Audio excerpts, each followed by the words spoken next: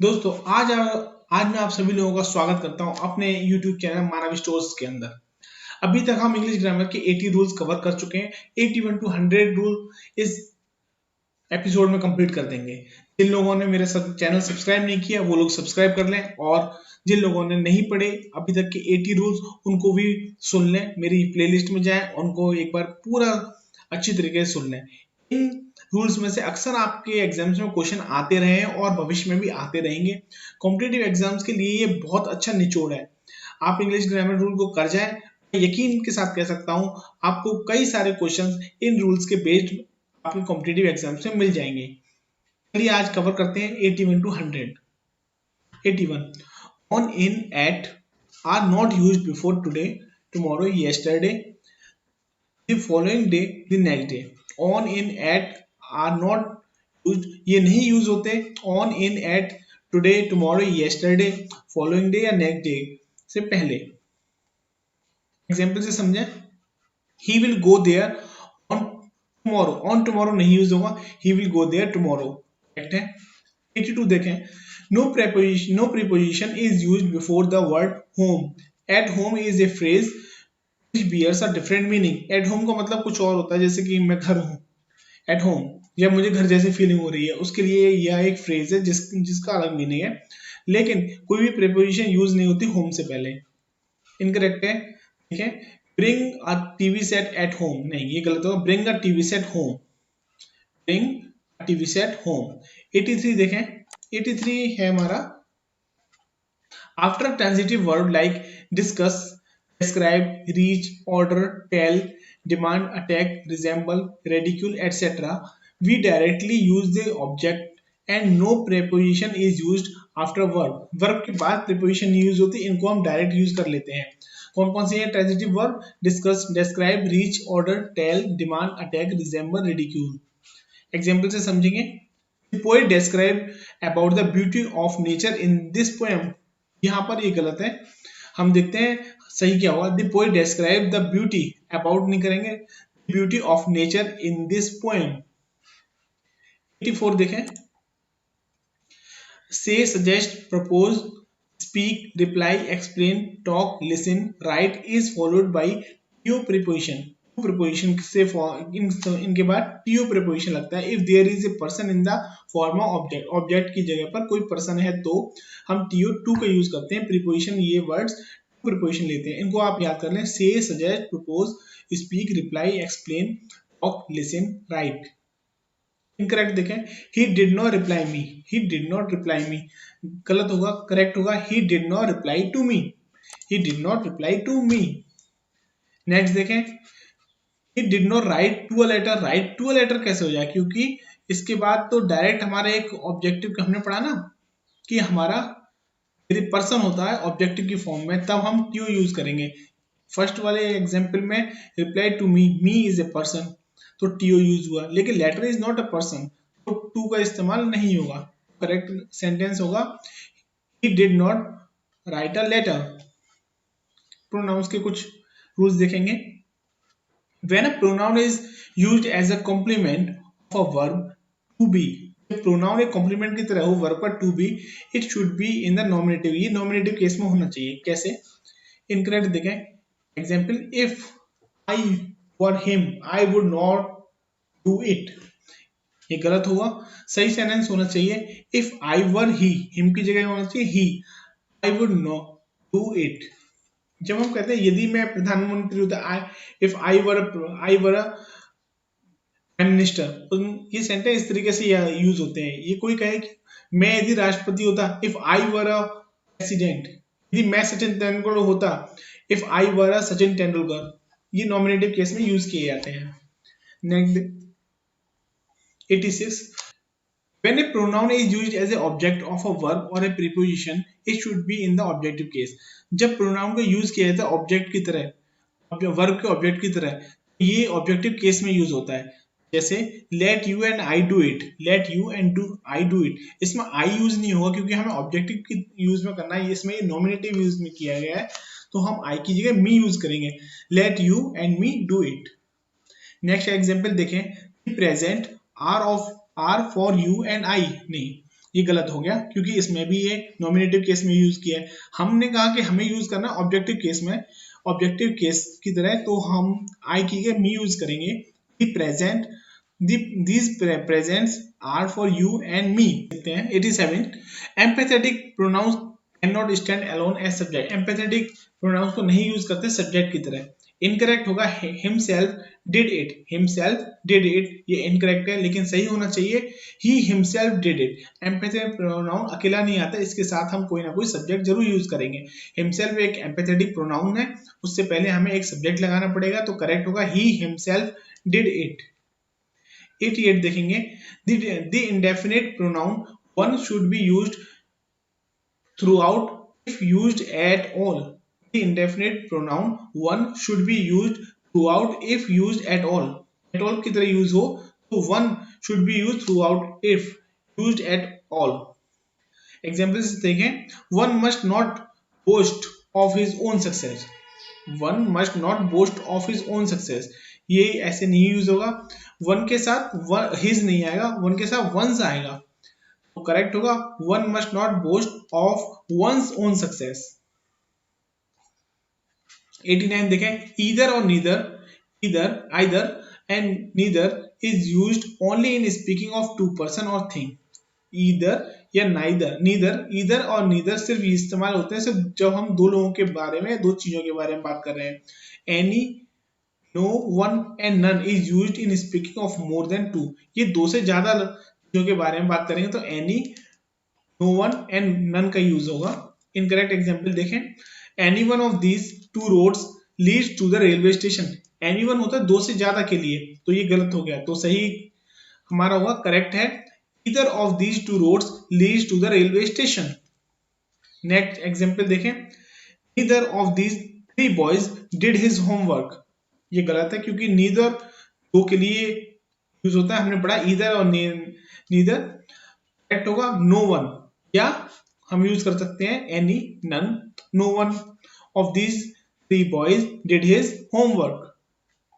अब नेक्स्ट देखें 90, each other is used in speaking of two person। each other use होता है हम जब बात करते हैं दो पर्सन के बारे में, दो चीजों के बारे में। one another is used in speaking of more than two। ऐसे ही one another यूज किया जाता है दो से ज्यादा चीजों के लिए। each other जब यूज करते हैं जब दो चीजों के लिए, तो हमारा इनकरेक्ट है the two brother loved one another। the two brothers loved one another ये गलत हो गया क्योंकि टू पर्सन के लिए हमारा हम यूज करते हैं each other, तो करेक्ट सेंटेंस होगा the two brothers loved each other। 91 देखें, a noun or pronoun governing a gerund should be put in the possessive case। Noun या प्रोनाउन गवर्निंग ए जीरोन, नाउन या प्रोनाउन जो जीरोन की तरह इस्तेमाल होता है वो पॉजेसिव केस में की तरह होता है, तो इनकरेक्ट है हमारा please excuse me being late. Please excuse me being late correct होगा please excuse my being late. Me की जगह यूज करेंगे हम माई, ठीक है। 92 देखें, a pronoun must be agree with its antecedent in person, number and gender। a pronoun must be agreed, इसमें कहा प्रोनाउन उसी की तरह होना चाहिए जो इसके बाद आने वाले नंबर, पर्सन या जेंडर है उसके हिसाब से हमें प्रोनाउन को यूज करना है। इनकरेक्ट एग्जांपल देखें, each of these boys has done its homework। each of these boys has done his homework। ये रॉन्ग है। करेक्ट देखें, each of these boys has done his homework। बिल्कुल करेक्ट है। Incorrect क्या होगा, each of these boys has done their homework। क्या होंगे, हम each सिंगुलर पर्सन के लिए लगाते हैं। each हमने पहले भी पढ़ा था अपने सेकंड 21 to 40 वाली सीरीज में, each सिंगल पर्सन को रिप्रेजेंट करता है, तो each के साथ हम his यूज करेंगे। करेक्ट सेंटेंस होगा each of these boys has done his homework। 93 देखें, when two or more singular nouns are joined by and the pronoun used for them must be in plural। हमने rule से समझा, जब दो या दो से ज्यादा सिंगुलर नाउन यूज करा या ज्वाइन किया था एंड से, तो प्रोनाउन जो यूज की जाती है वो भी प्लूरल ही होगी। Both Raju and Ravi have done his homework. Have done his homework, have तो सही यूज किया है हमने, वर्ब, लेकिन इसमें हमने हिज यूज कर लिया। जब हम राजू और रवि दो लोगों की बात कर रहे हैं तो सिंगुलर होता है हिज ना यूज करके हम यूज करेंगे देयर। तो करेक्ट सेंटेंस होगा both Raju and Ravi have done their homework. Next देखें 94, when two or more singular nouns joined by and refer to the same person or thing, a pronoun used for them must be in singular verb।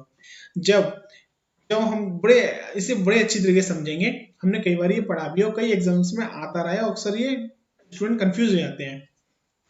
Example देखें incorrect वाला, the collector and district magistrate is not negligent in their duty। Collector is not negligent in their duty नहीं होगा, इसकी जगह हमारा होगा in his duty. Actually the collector and district magistrate एक ही person है, क्योंकि हमने आर्टिकल पहले लगा दिया एंड से पहले और इसके बाद आर्टिकल नहीं है, तो ये बताता है कि ये दोनों एक ही पर्सन है, the collector and district magistrate. जब एक ही पर्सन है तो उसके लिए देयर यूज नहीं करते, हम यूज करते हैं हिज। करेक्ट सेंटेंस होगा the collector and district magistrate is not negligent in his duty। दूसरी तरह से सोचें, द कलेक्टर एंड के बाद हम ये दी लगा देते हैं, दी मजिस्ट्रेट। कलेक्टर एक व्यक्ति हो गया और मजिस्ट्रेट दूसरा व्यक्ति होता है, दो व्यक्ति होते हैं, तो इसके लिए हम यूज करते हैं देयर। लेकिन इस सेंटेंस में हम देयर की जगह हिज यूज करेंगे, क्योंकि कलेक्टर और मजिस्ट्रेट एक ही पर्सन है। 95 समझते हैं, when two or more singular nouns joined by or nor either or neither nor pronoun used for them should be in the singular। ध्यान रखें, जब दो सिंगुलर नाउन ज्वाइन की गई है और से neither nor either or कोई प्रोनाउन से, pronoun use for them should be in singular, तो प्रोनाउन जो भी यूज की जाएगी वो सिंगुलर यूज किया जाएगा। इनकरेक्ट एग्जांपल देखें, neither Ravi nor Raju has done their homework. ना तो रवि ने किया राजू ने किया अपना होमवर्क, हिज होमवर्क होगा ना सिंगुलर। देयर होमवर्क तो दोनों के लिए नहीं यूज कर रहे हैं हम, नीदर। जब हम नाइदर यूज करते हैं तो सिंगल पर्सन के लिए यूज हो जाता है वो, ठीक है। ईदर यूज करते हैं तो भी वो सिंगुलर हो गया, तो हम प्रोनाउन भी सिंगुलर ही यूज करेंगे। इस सेंटेंस में हम देयर का यूज ना करके हम करेंगे हिज। चलिए देखते हैं next 96, when two or more singular pronoun of different persons come together, the pronoun of second singular comes first, the person of the first singular comes last, and pronoun of the third singular comes in between। हमने पढ़ा जब हम use करेंगे first person, second person और third person, जैसे आई, you और ही, जब हमने यूज किया एक ही सेंटेंस के अंदर, तब हम इनको एक सीरीज में यूज करते हैं। सबसे पहले हम यूज करते हैं यू, उसके बाद ही एंड आई। जैसे हम पहले लेंगे सेकंड पर्सन, फिर थर्ड पर्सन, फिर first person singular, second, third और फर्स्ट, सेकंड, थर्ड और फर्स्ट। कितना अच्छा है, 2-3-1 रूल है ये, ठीक है दोस्तों, ये है 2-3-1 रूल।